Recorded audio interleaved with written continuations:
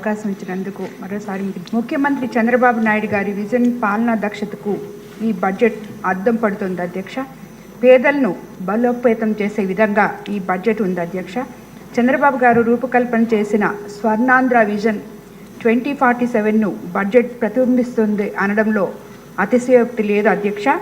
గత ప్రభుత్వ అసమర్థత పాలన నిర్లక్ష్యంతో ఆర్థికంగా కుదేలైన ఆంధ్రప్రదేశ్ రాష్ట్రాన్ని ఆర్థిక పరిపుష్టితో కలిగించే విధంగా బడ్జెట్ రూపొందించినందుకు ఈ సభాముఖంగా ముఖ్యమంత్రి చంద్రబాబు నాయుడు గారికి, పయ్యావుల కేశవ్ గారికి నా ధన్యవాదాలు తెలుపుకుంటున్నాను అధ్యక్ష. ఇన్ని ఆర్థిక ఇబ్బందుల్లోనూ రాష్ట్ర పునర్నిర్మాణానికి పునాది వేసేలా ఈ బడ్జెట్ రూపొందించడం చాలా గొప్ప విషయం అధ్యక్ష.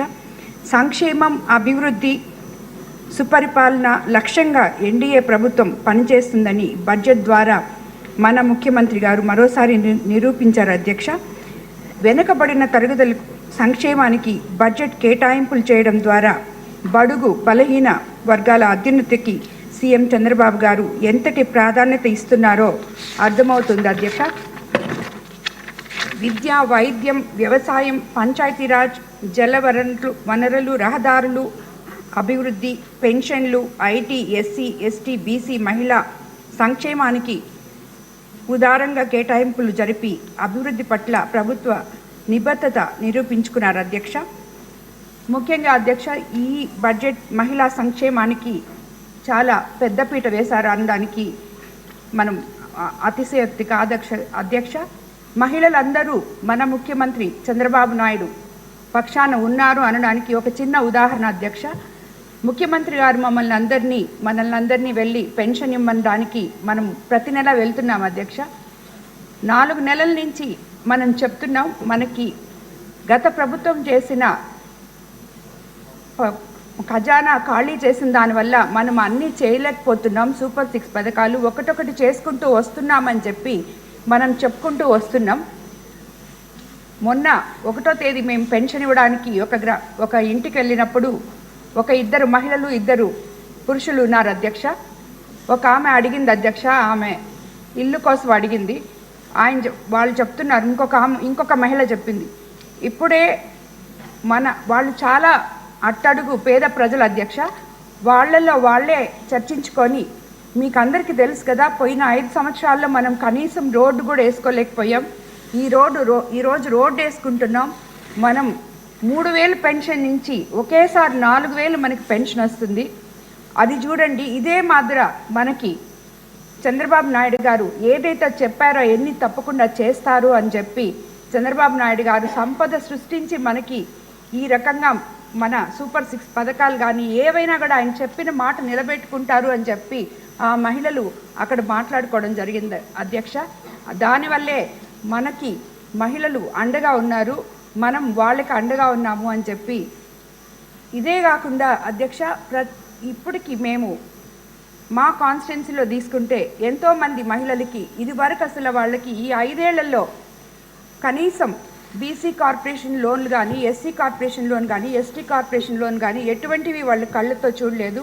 ఆల్రెడీ మనం ఎస్సీ కార్పొరేషన్ లోన్స్ మొన్న ఇవ్వగానే వాళ్ళు వాటితో వాళ్ళ జీవనోపాధి సృష్టించుకోవడానికి వాళ్ళు ఎంతో సంతోషపడ్డారు అధ్యక్ష.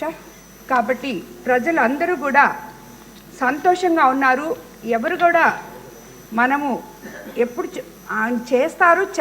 చేస్తారు అనే నమ్మకంతోనే మనతో అందరూ ఉన్నారు అధ్యక్ష. ఈ బడ్జెట్లో సూపర్ 6 పథకాలకు ప్రాధాన్యత ఇవ్వడాన్ని బట్టి చూస్తే కూటమి ప్రభుత్వం మహిళా సంక్షేమానికి ఎంతటి ప్రాధాన్యత ఇస్తుందో అర్థం చేసుకోవచ్చు అధ్యక్ష. బడ్జెట్లో మహిళా శిశు సంక్షేమానికి 4,332 కోట్లు కేటాయించడం గర్వించదగిన విషయం అధ్యక్ష. సూపర్ 6 హామీల్లో భాగంగా ఇప్పటికే దీపం పథకం కింద ఉచితంగా గ్యాస్ సిలిండర్లు అందిస్తున్నాం. ఈ బడ్జెట్లో తల్లికి వందనం పథకానికి కూటమి ప్రభుత్వం 9,407 కోట్లు కేటాయించింది అధ్యక్ష. మే నెలలో ఇంట్లో ఎంతమంది పిల్లలుంటే అంతమందికి ఈ పథకం వర్తింపజేస్తున్నారు అధ్యక్ష. ప్రభుత్వ ప్రైవేట్ స్కూళ్ళు, కాలేజీల్లో చదువుతున్న 1 నుంచి 12 తరగతి విద్యార్థుల వరకు 15,000 జమ చేసి ఆర్థిక ప్రయోజనం కలగనుంది అధ్యక్ష. ఎన్నికల హామీలో భాగంగా చంద్రబాబు నాయుడు గారి ప్రభుత్వం అంగన్వాడీ ఆశా వర్కర్లు ఎన్నాళ్ళుగానో ఎదురు చూస్తున్న గ్రాట్యుటీ చెల్లింపులకు శ్రీకారం చుట్టింది అధ్యక్ష. ఈ నిర్ణయంతో రాష్ట్రంలోని 42,752 ఆశాలకు లబ్ధి చేకూరుతుంది అధ్యక్ష. 30 ఏళ్ల పాటు సర్వీస్లో ఉన్న ప్రతి ఆశా కార్యకర్త గ్రాట్యుటీ కింద 1.5 లక్ష రూపాయలు లబ్ధి పొందుతున్నారు అధ్యక్ష. అంగన్వాడీల గ్రాట్యుటీ చెల్లింపు కోసం 2025-26 బడ్జెట్లో 60 కోట్లు కేటాయించారు అధ్యక్ష. అంగన్వాడీల నిర్వహణకు 878 కోట్లు కేటాయించడం ద్వారా వాటి బలోపేతానికి సహకారం అందించారు అధ్యక్ష. ఆశాలు అంగన్వాడీ కార్యకర్తల తరపున గౌరవ ముఖ్యమంత్రి గారికి ప్రత్యేక కృతజ్ఞతలు తెలియజేసుకుంటున్నాను అధ్యక్ష. అదేవిధంగా సింహపురి జిల్లాకు మాకు ఈ 2025-26 ఆర్థిక బడ్జెట్లో సింహపురి జిల్లా అగ్రస్థానంలో నిలిచారు అధ్యక్ష.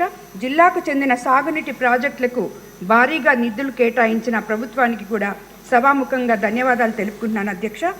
తెలుగు గంగ ప్రాజెక్టుకు బడ్జెట్లో 345 కోట్లు కేటాయించారు. సోమశిల జలాశయానికి 266 కోట్లు కేటాయించడం జరిగింది. ఇందులో 150 కోట్లు భూసేకరణకు కూడా కేటాయించారు. సింహపురి యూనివర్సిటీకి 20,53 లక్షలు కేటాయించారు. ఈ నిధులతో కొత్త పరిశోధనల తోడ్పాటు అందించడంలో సంతోషం కలిగించే అంశం అధ్యక్ష. అలాగే రామాయపట్నం పోర్టుకు 100 కోట్లు కేటాయించారు. అన్నదాత సుఖీభవ కింద సింహపురి జిల్లాలో 1.77 లక్షల మంది రైతులకు 247 కోట్లు పంపిణీ కాబోతున్నాయి అధ్యక్ష. అలాగే తల్లికి వందనం పథకం కింద జిల్లాలో విద్యార్థులకు 350 కోట్లు ప్రయోజనం చేకూరనుంది అధ్యక్ష.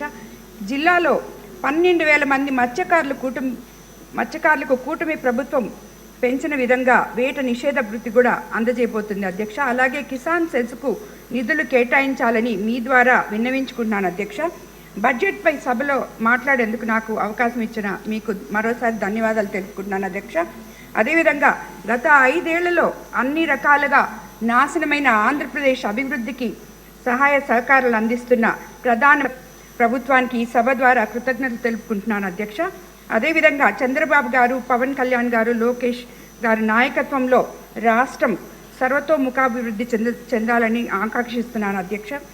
ముఖ్యమంత్రి గారి మార్గదర్శకతో నేను నిత్యం ప్రజాసేవలో ఉంటానని చెప్పి మరోసారి వినియోగించుకుంటున్నాను అధ్యక్ష. ధన్యవాదాలు అధ్యక్ష.